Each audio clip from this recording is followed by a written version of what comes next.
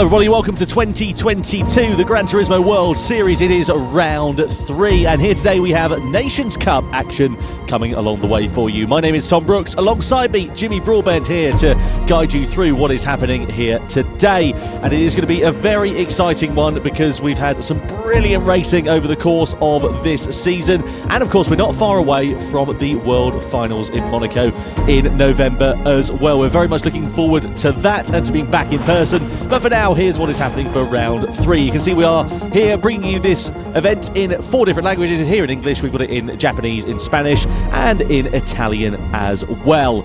Let's have another look then, shall we, at the calendar to guide you through what we've been through so far this year. We had round 1 back in July. We had the World Series Showdown in Salzburg at the end of July. We've had World Series round 2 in September and October. Here we are for round 3, and then the World Finals takes place at the end of this month. And here is how the point standings look coming into this weekend's worth of racing. So Igor Fraga leads by just 1 point over Kilian Drumont, who took top honours at the World Series Showdown in Salzburg in July, and we're looking forward to seeing what the order is going to be here, Jimmy. But we're out in the Nissan. You're a fan of that. Hey, look at this car, the Super Silhouette Group 5 car, one of the new cars to Gran Turismo 7. An awesome machine for our competitors to try and get their heads around. 600 horsepower, rear-wheel drive turbo.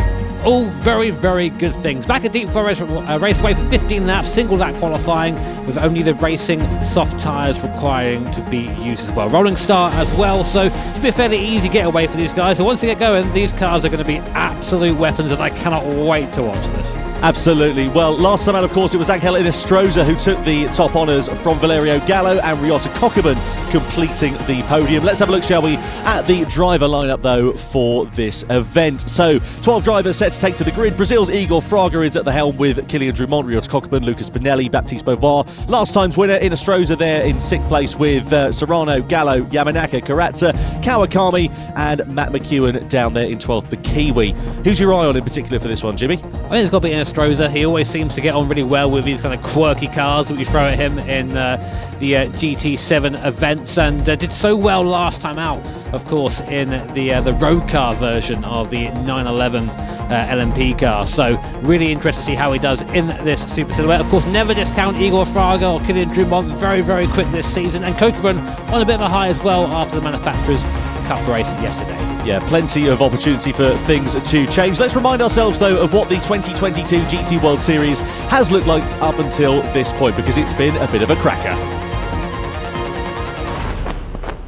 前回のレースでは、予選失敗してしまって非常に苦しいレースにはなってしまったんですけれども、ピットに入った時にスリックタイヤとレインタイヤで悩んだ時にスリックタイヤの方が勝負できると思ったのでスリックタイヤを選びました。ちょっと正解ではあったんですけど、ペナルティをもらってしまったので、ちょっと残念な部分であったんですけど、それでも4位まで上がることができたのは自分の速さと天候の読みがあったからこそなので自信に持ってます。The characteristic of the race was really, really special because nobody knew when the rain was going to come down. That race was mental for me. Probably the most insane race I've ever done in my life.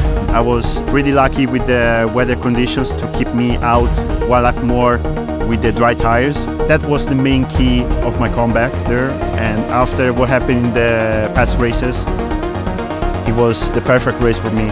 It's the win for Angel Inestrosa. Well, winning round 2 means a lot to me because I think that finally I can achieve good result on the full championship. Being 4 years in a row and competing here, it feels really, really good to finally get a win in Nations Cup.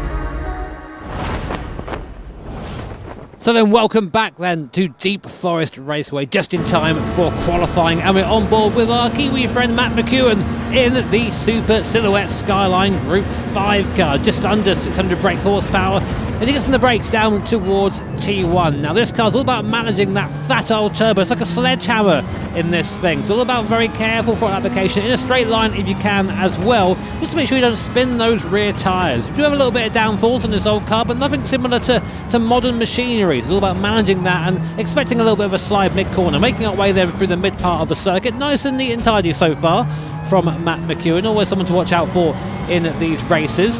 As we come now down towards the downhill section, a bit of a slide there. Again, power in this car is very much overpowered for the grip of the tyre and the suspension, so always spicy. Now this is where you can let that Skyline loose down the straight here. You can hear the turbo there, the intake noise, it sucks in air and forces it into the manifold down towards the heaviest braking point on the circuit. Now we haven't got a speedo in this car, but I'm telling you, we're well above 150 mile an hour into this braking point, and then bam, on the brakes at the end of the curb. Tuck the car in nice and neat and tidy here. McEwen does a good job of that. Out wide, a little bit of understeer there mid-corner. I think maybe a little bit too much steering in, but the front tyres didn't quite bite the way he wanted them to. But now down the hill, you can let that turbo run away, and that is Matt McEwen's lap here at Deep Forest Raceway. Now, for some sort of context, we saw 124s in Group 3 cars. What we see in the Super Silhouette car comes from the start-finish line. It's a 125, it's not that much slower. Not bad at all there from Matt McEwen. Good first lap time for the Kiwi to get in. You can see the aerodynamic properties of that car. Looks like it's been designed with a ruler as Kanata Kawakami goes nearly a second quicker at the top of the timesheets. These are without doubt the best boxes. I will not be told otherwise. It's like you needed the encouragement for Nissan. Here's Adriano Carrazza then to the timing line. What can the Brazilian driver do? He deposes Matt McEwen. It was not a brilliant lap time there for Matt McEwen, despite seemingly looking pretty tidy. Just wasn't quite as fast for him. Tomoaki Yamanaka ready to try and break the beam. The second of our Japanese drivers, 3 of them on the grid for this race. What can Yamanaka do? He goes a couple of tenths of a second behind his compatriot. Yeah, really nice lap so far for both the Japanese drivers. Here comes Valerio Gallo, someone who's had a good race last time out, but not had a good season so far, I think it's fair to say. Our reigning champ. What can he do across the start-finish line? Not bad. P2 for him, right behind Kawakami. Now the young Spaniard, Jose Serrano, just 18 years old. He comes to the timeline. He's been very quick over the course of the last couple of seasons in Gran Turismo. Can he upset the apple cart and go to the top of the pile? Yes, he can. A 1:24.240. He is now on provisional pole. Really nice there from Jose Serrano. We see a lot of pace from him. Perhaps not as consistent as he needs to be, but definitely a very, very quick driver. So here's Angel Estrota. Did so well last time out in the 911 GT1 road version, because of course we haven't got the race car, so it's the road version for now. How's he going to handle this boxy boy, this Nissan? Let's have a look. So he's coming down the hill now. Looks nice and neat and tidy so far, but would it be good enough to depose Serrano? Well, he does like these quirky cars. We saw that, of course, last time out when he took the win in that 911 RSR. Let's see what Inestrosa, the Chilean driver, is going to be able to do as he comes to the timing line. Didn't have such a brilliant time of things in the Manufacturer Series, and not a bad qualifying lap, but it's only P5 at the moment. Yeah, here's Baptiste Beauvoir, always a bridemaid. Beauvoir, never the bride, unfortunately for him. Hopefully he can change that today. We know the Frenchman has a lot of pace, but he's deciding not to show it today. He's everything else. Commentator's curse is alive and well for Baptiste Beauvoir. What about Lucas Bonelli, who was on form really quick last time out in the Manufacturer Series for round 3? If you haven't watched it, we implore you to go and do so, because he was very fast in the Mercedes AMG. He only goes 7th quickest though, behind Adriano Carrazza. What about Ryota Kokubun then, one of the drivers for Toyota in the Manufacturer Series? We know he's got good pace underneath him. Can he become the top Japanese driver? Yes, he can. Second quickest, a 1:24.3. Kylian Drumont, the winner from the World Series Showdown back in July. He comes to the timing line. Didn't have such a good time in the Manufacturer Series recently. What about in the Nations Cup though, as he comes to the line? It's 5th quickest for the Frenchman. And last but certainly not least, Igor Fraga out on circuit, our current points leader. Let's see what he can do in this Super Silhouette car. Comes to the line, can he get provisional pole? Goes across the line, and only good enough for 8th for Igor Fraga. So by his standards, a very poor qualifying. Well, 3 Brazilian drivers bookending the top 10. Here is how the grid will line up. It'll be Jose Serrano and Kokubun on the front row, then Kawakami and the reigning champion Valerio Gallo on row 2. Row 3 will be spearheaded by Kylian Drumont, with Tomoaki Yamanaka just behind. Then it's Angel Estrota and Igor Fraga, Carrazza and Bonelli just inside the top 10 with those 3 Brazilian drivers. Not a good qualifying though for Baptiste Beauvoir. Must have made a mistake on his flying lap, some 0.6 per second adrift. And we saw Matt McEwen, of course, not having particularly the best lap time out there, though it looks quite tidy. Wasn't the fastest, 1 second off the pace, down there in 12th position. Of course, it is a 15-lap race. There are no tyre strategies to worry about, just racing softs, and it'll be a lights to flag sprint for these drivers. So we're looking forward to seeing what is going to happen And of course, don't forget, you can get involved in the conversation here this weekend as well for the GT World Series. We are, of course, available to get in contact with on gran-turismo.com on the website, at the Gran Turismo on Twitter, Facebook, Instagram and on TikTok. You can vote for your Michelin Driver of the Day on social media as well. And don't forget about the bonus campaign, which is currently live on Gran Turismo 7 as well.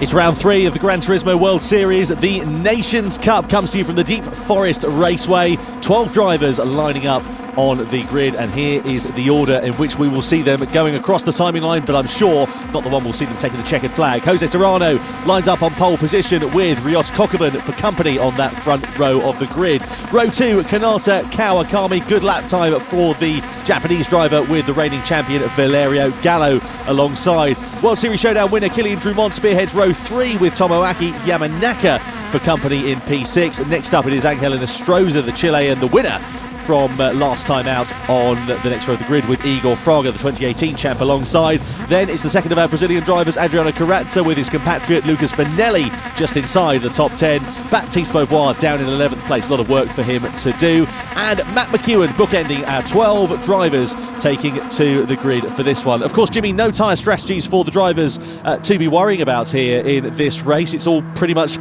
a sprint from lights to flag, isn't it? Basically, just send it. That's the whole race, one big send, and I can support everyone in this race equally because they're all in this hands, Tom. Finally they've listened. Oh, it's only taken, what, 4 years? Yeah, I think that's been 4 years of waiting. Something like that. Well, Jose Serrano then will lead the field to the timing line. Is there anything in particular that we should sort of be looking out for in these opening stages with the field bunched up like this? I think these cars are quite ready to bite you if you make a mistake. So where everyone's scrapping, you might see someone get on the front a little bit too eagerly. You might see a couple of spins. But these are the best drivers in Gran Turismo. So hopefully, now that I've said that, they won't embarrass me. Well, here we are then, ready to go for a start. It is the Gran Turismo World Series, round 3 of the Nations Cup, coming to you from Deep Forest Raceway. Jose Serrano, Ryota Kokubun are your top 2. They will lead the field across the timing line as we go green and go racing for the Nations Cup and head over the crest and down towards that first corner. Of course, that rolling start spreading the field out. There'll be no dive bombs in towards that first turn, but it'll be all about getting a good run through the first sector, through the S-bends, and then trying to capitalise on that long back straight on the run from turn 10 to turn 14. But crucially, no mistakes coming from Jose Serrano, the leader, through the first couple of corners. Be nice and tidy through there, as you expect it to be. Of course, it's a spec car. Everyone's in the same car, different liveries, so no advantage there. It's all about the driver here in the Nations Cup. We're on board with Ryota Kokubun, trying to chase down Jose Serrano for now. Now, these things, as you can see, they are boxes, literally. They are rectangular objects with wheels on. So punching a hole in the air is... these things are draggy, is what I'm saying. So if you're Kokubun right now, you're going to get a big toe from Serrano if you can get close enough to use it. Bad start to the race for Matt McEwen down in 12th place. He, of course, was last on the grid. He's already picked up a penalty in the opening couple of corners. So the Kiwi, unfortunately, going backwards so far then in this race. So down the back straight we go in towards the hairpin bend. Of course, these being spec machines, the straight line speed difference between them is relatively minimal. Kawakami there being closed up on the brakes by Valerio Gallo, but they're all sort of going to be running nose to tail until those sort of mistakes start creeping in. Maybe drivers start to wear out their tyres a bit more later in the race. Yeah, we'll see. Rear tyre use will definitely be a thing around here as well. As I said before, these things have nearly 600 brake horsepower, and 600 horsepower aero and suspension from the 80s tends to mean a little bit of spiciness. Talking of spicy, here's Enestrosa up the inside of Yamanaka there. Big lunge, maybe a little bit of a kiss on the way through, just to say, all right, good to see you. Off I go. Well, this is going to get to second base. Inestrosa up into P6. I have to say, the three Brazilian drivers, Fraga, Carazza, Benelli, dropping off the back of these three at the moment. And indeed, Fraga coming under pressure here from Carazza. And look who's right at the back of that, Baptiste Beauvoir. He really needs to try and make hay whilst the sun shines. And he's closed up in this sort of small group, because down in 11th on the grid is not where he'll have expected to be. And he needs to try and make that forward progress as soon as he possibly can if he stands a chance of getting a strong result in this race. So we're going to go through the left-hander of turn 10. This is where the slipstream will become a lot more prominent. Of course, Carazza having that hole pushed in front of him by Igor Fraga. Fraga looks like he's just outside of meaningful slipstream range of Yamanaka, who is just up the road in front of him. And keep an eye out as we ride on board here with Lucas Benelli. So we're going to go down into the braking zone, into this hairpin bend. Gallo getting really close there onto the back of Kawakami into the left-hander. Yeah, let's see now what this thing is like in the tow. You can see this thing uses an H-pattern gearbox. Unfortunately, our guys don't have those provided. I would love to see a little bit of heel and toe action, maybe in the future, But right up behind Kawakami, just going to drive by the Japanese driver, or try to anyway, in a straight line. Pulls out, doesn't quite have the overlap though. Might go for a late lunge. Gal likes that. There you go, up the inside. Dive to the apex before Kawakami can get there, but Kawakami does a really good job of just squeezing in there, stopping him from getting on the throttle, and Gallo has to settle back into 4th place. I think that is going to be the name of the game, isn't it, here, with the lack of straight line speed advantage being in the slipstream. It's going to be a bit of a lunge fest this race. On board we ride here with Valerio Gallo, close with Kawakami Kokkonen and the race leader Jose Serrano in front. So despite Serrano's pace in qualifying, that hasn't translated into being able to build a gap in the early stages of this race. 6/10 of a second is not a bad buffer, but he's still definitely within that sort of slipstreaming range. He's not going to be able to drop them until he gets about over a second or so from Kokkonen.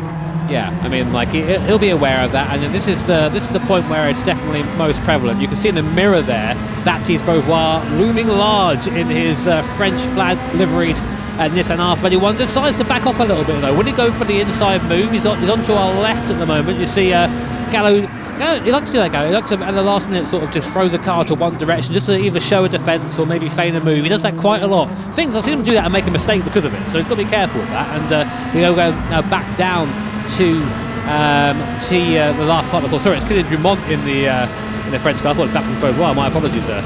Well, I'm just going to say, actually, Adriano Carazza is making some progress in this race, as is Igor Fraga and likewise Baptiste Beauvoir, all at the expense of Lucas Benelli, who's dropped down. Here comes Valerio Gallo going for that lunge on the inside of Kanata Kawakami. Into the first corner he goes. There's a bit of contact there with Kokkonen as well to boot, but Gallo getting really aggressive, and Kylian Drumont ready to try and join in the action as well as they come over the crest into those S-bends now. It's very much one at a time through here. You can try and go 2x2, but it's a one-way ticket into the barrier. So I wonder what the strategy is going to be here for Kylian Drumont, because I think he's going to start getting a little bit impatient. And the thing is, all the while they're starting squabbling, look at Jose Serrano. He's just building up that gap. It's only a couple of tenths of a second bigger than it was last time around, but a couple of tenths of a second is a couple of tenths of a second. Yeah, it's something. It's not much, but it's honest work for Serrano up front. And because these cars do have the aerodynamic properties of a serial box, it does mean that you can actually follow quite closely to the car in front. So when you do get onto the back straight, you're in a really good spot to get into the tow. Problem is, if you're Drumont right now, Kawakami also has a tow from the car in front. So that's why we're seeing some pretty big lunges. So down in towards the braking zone of turn 14 we go. Drumont later on the brakes, they're trying to trying to get the better exit out of the corner and try and get that run down in towards that first turn, because you're all flat on the throttle from the end of this point of the lap until you go into the braking zone of the first turn. Already on lap 4 out of 15 we are on. It's still nose to tail here between these top 5 drivers at the moment. Some good battles taking place further down as well. Yamanaka's not too far adrift of Angel Inestrosa for P6, and likewise Baptiste Beauvoir trying to continue his forward progress. Here's Gallo then side by side with Kokkonen into the first corner. Gallo up into P2. Yeah, we just missed that then. Kokkonen actually had a go at Serrano for the lead. But there was some sort of contact. Kokkonen had to just pull out of it, and now he's down to 3rd place, slowed him right down there, that attempt at the lead. So it shows you have to really pick your battles here in this R31. Well then, let's see what happens here for Kokkonen. Can he regroup? Can he try and challenge Serrano and Gallo for the front positions in this race? Serrano's gap now increasing to up to nearly a second. Here comes Drumont on the inside of Kanata Kawakami into the left-hander. There's a bit of a gap there for Drumont, but it's all about the run down this back straight, and I'm sure he's going to try and dart back into the slipstream of the Japanese driver, and indeed he does. So as we go through the tunnel, it's now all going to be about the run on the braking zone into turn 14. Drumont, though, pulling out of that slipstream relatively early, so I wonder if he's just going to try and sit behind Kawakami try and regroup for the time being because he's a bit too far away from a late lunge. Yeah, I think you're probably just going to wait for the straight here as you get a much bigger toe down here than you do going up to the hairpin though. So my man looks like he's out for a Sunday drive, doesn't he, down the bottom? He's really chilled out. I was going to say one thing that's been so impressive with Kilian is he's 18, 19 years old, very, very young, but has maturity beyond his years in pretty much all aspects. We saw that when we were at the World Series Showdown, you know, and he did the double when he won the Manufacturer Series and the Nations. Here he tries to go for that move. On Kanata Kawakami dive bombing down the inside to the first corner. A bit of contact in between there, but all's fair in love and war. Kilian Drumont is up into 4th place. Yoink. Yeah, I mean, I kind of saw that coming when he backed off on the back straight there. I knew he was going to just wait for that. So Drumont up into 4th.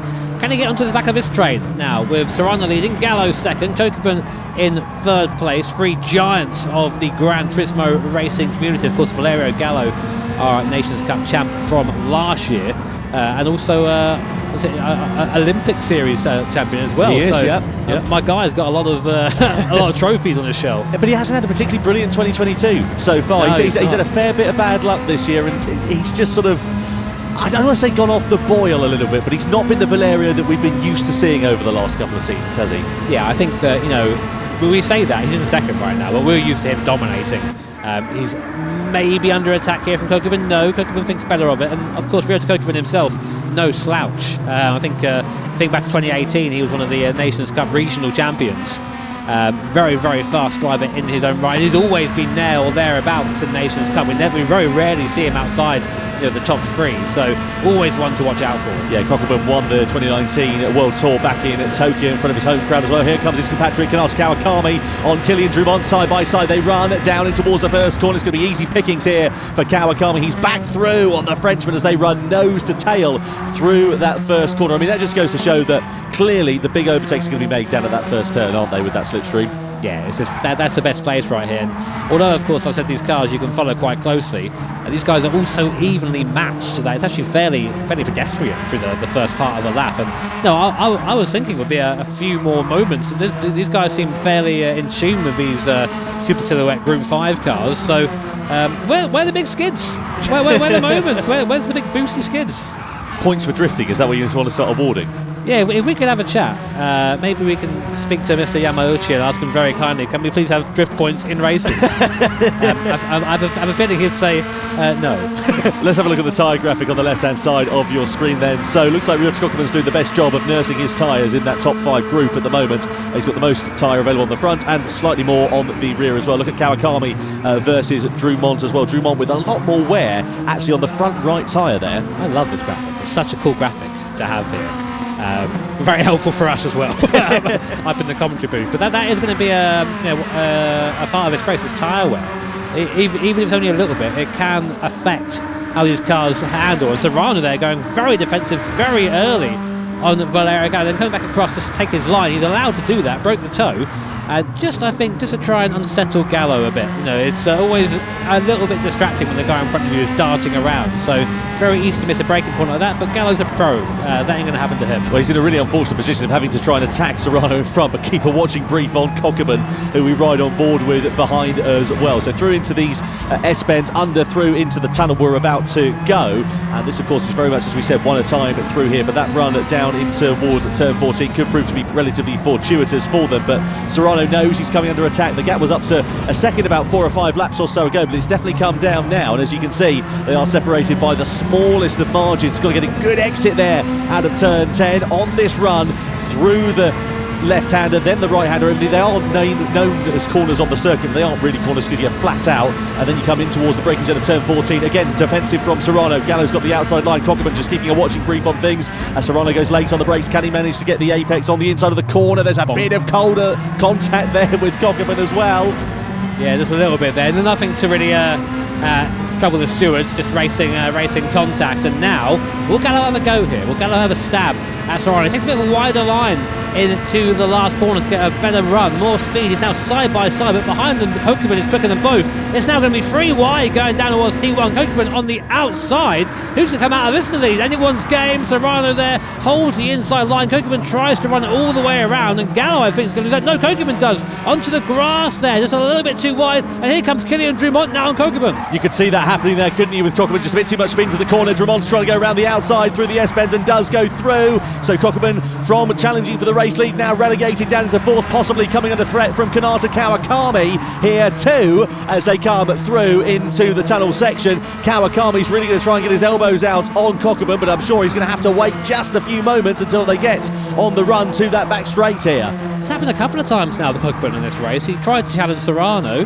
got on the grass, slowed himself down, was on it again, and now he's back down to 4th place. So it's showing you just how difficult it is to overtake these things around here. And Kawakami, of course, a compatriot of Kokubun, but I tell you what, no love lost between the two of them. They'll duke it out just like anybody else if you come down the back straight. There, a little bit of a lift there though from Kawakami. Maybe what I was saying was just wrong. Who knows? Here comes Serrano side by side with Valerio Gallo for the race lead. Warning for all drivers, track limits at turn 9 as well. So they're keeping a watching eye on it. They've got their warning already. If they get another one, they'll be in for the penalties. Yeah, that's coming on to the back straight there. I see a lot of drivers pretty much go out and touch the wall there, which is well off the racing surface. So again, we have Gallo versus Serrano down towards T1. Drumont now, who's just been waiting up into 3rd place. Maybe we'll be able to nab another position here if they fight a little bit too aggressive up ahead. Gallo does pull back onto the line there, but has to settle in the back behind Serrano. And of course, all this fighting, all this squabbling between Serrano and Gallo has meant that Kylian Drumont, who was a couple of laps ago, a few seconds off the lead, is now just sitting here behind, basically just waiting for his chance to have a go. It's interesting watching the two of Gallo and Drumont because they've got very similar driving styles, really smooth. One input of the steering wheel going into the corners,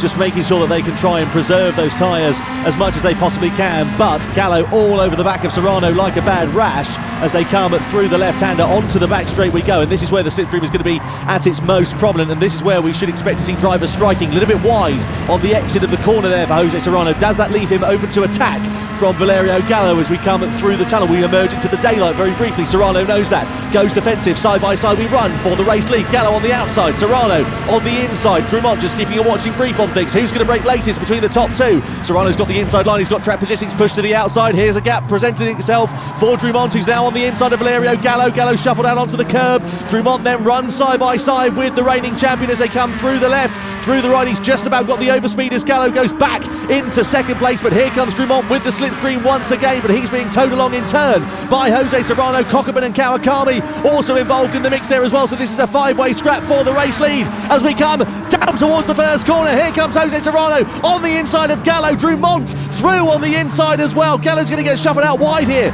Is they going to allow an opportunity for Drumont to elevate himself up to 2nd? No, not quite. Somehow they all managed to emerge from that corner in the same order they went in.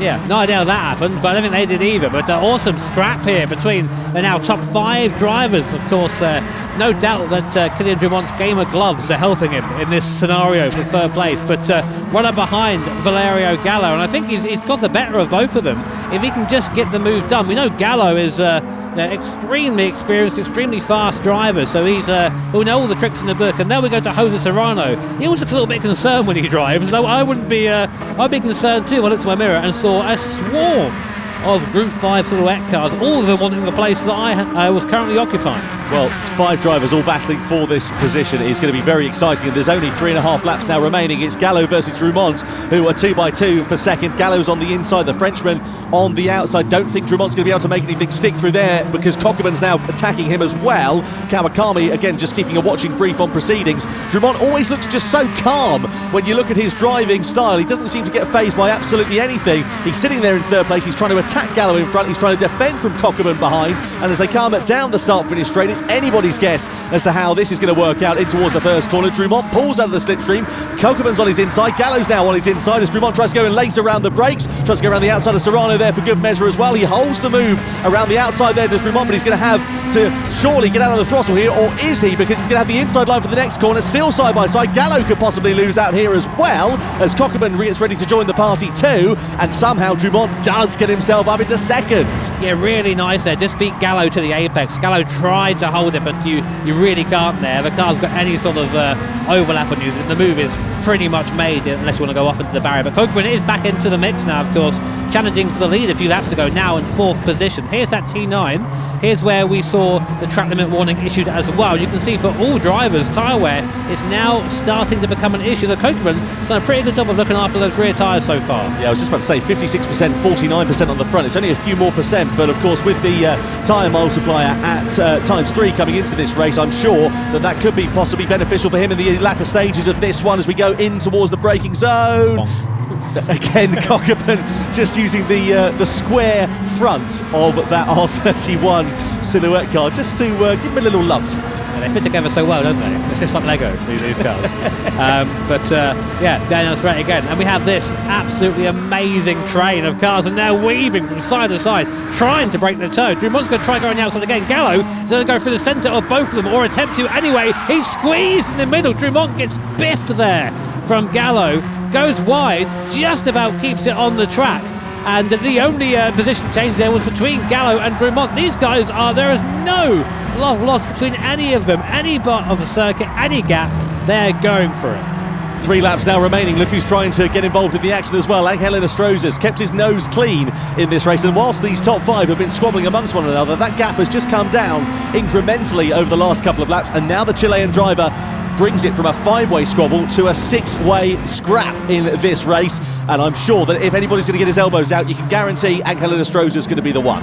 You know what, I was giving this race some stick earlier on. This is awesome. Look at this. There's 6 of these cars just basically tied together as we now go into the last couple of laps of the race. Serrano looking increasingly more concerned. You can see his eyes just darting up to the mirror, just trying to see what Gallo's going to do here. Gallo's going to try the outside. This hasn't worked for him in the past. He's going to try the switch back here. Oh, big contact. Kawakami fancies a massive move there. Hits Kokeren into Drumont, and now the top 2 have a little bit of a gap, but in the background the 4 of them are pretty much all side by side. This is incredible stuff here, and the big beneficiary in that was Angel Inostroza, who's elevated himself up into 3rd place there. That was just really, really greedy from Kanata Kawakami, who's now being set to lose out. We're side by side for the race lead here. Gallo versus Serrano down towards the first corner. Serrano on the inside with track position. Here comes Inostroza with Drumont, Kawakami and Kokeren side by side in the background there as well. There's action wherever you look in this race, and the upshot is that as they come out of the corner, it's Inostroza into 4th place, and Kokeren gets the better of his countryman into P5.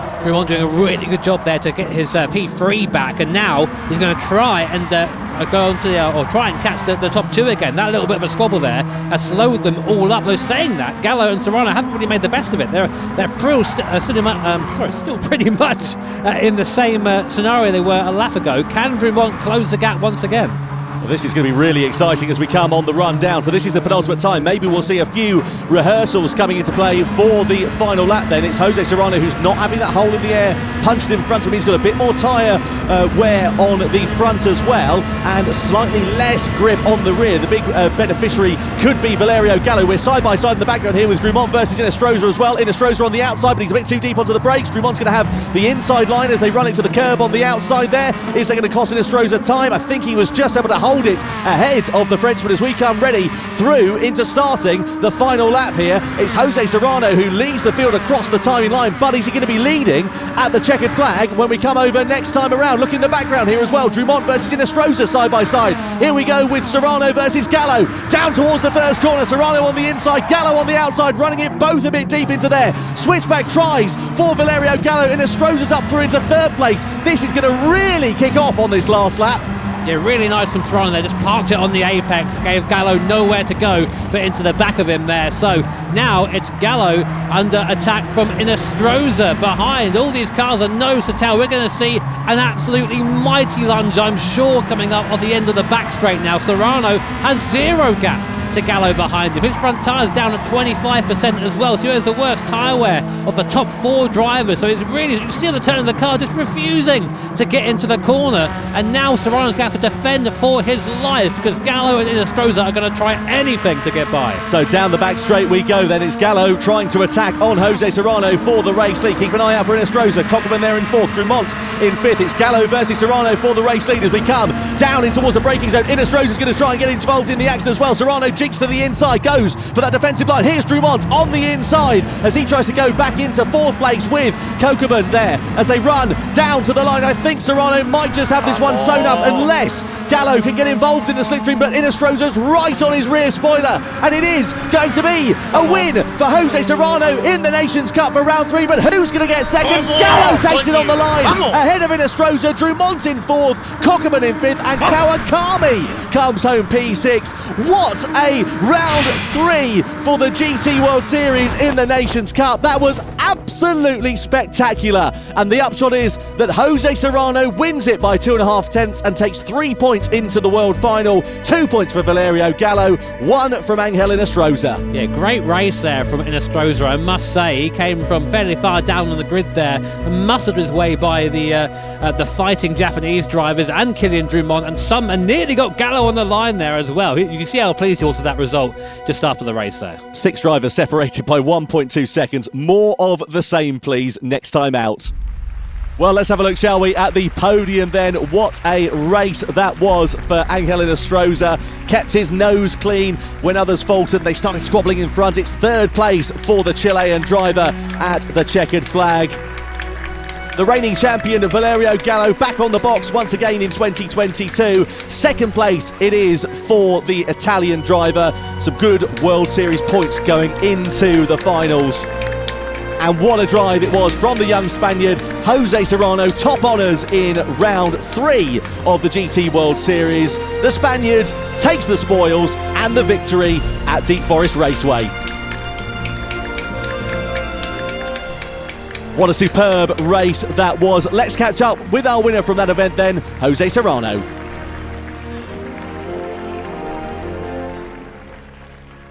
Well, congratulations, Jose. That was a fantastic race. You must be really happy. Sí, la verdad que estoy muy contento, ¿no? Porque esta victoria se ve muy bien porque necesitaba acercarme a los primeros puestos del campeonato y con esta victoria me acerco bastante ahora. Well, for much of the race, it was a defensive masterclass. You were under attack from all sides throughout that, but how did you keep your cool? Pues la verdad es que ha sido muy duro, ¿no? Porque el rebufo se notaba muchísimo en esta combinación y intentaba hacer lo imposible, pero al final he conseguido defenderme bien, bastante agresivo la verdad, pero dentro de lo legal, pero la verdad es que ha estado muy bien. Well, Jose, you've been consistently at the top of the World Series since you joined the Gran Turismo World Series a couple of years ago. Is this an important victory as we go into the World Finals? And do you think that you now have the possibility for this being the year of Spain in Gran Turismo? Bueno, la verdad que estoy contento de estar ahí siempre entre los mejores. Y la verdad que este año está igual de complicado que los dos anteriores, pero nada imposible, así que en Mónaco a darlo todo y esperemos ser campeones del mundo.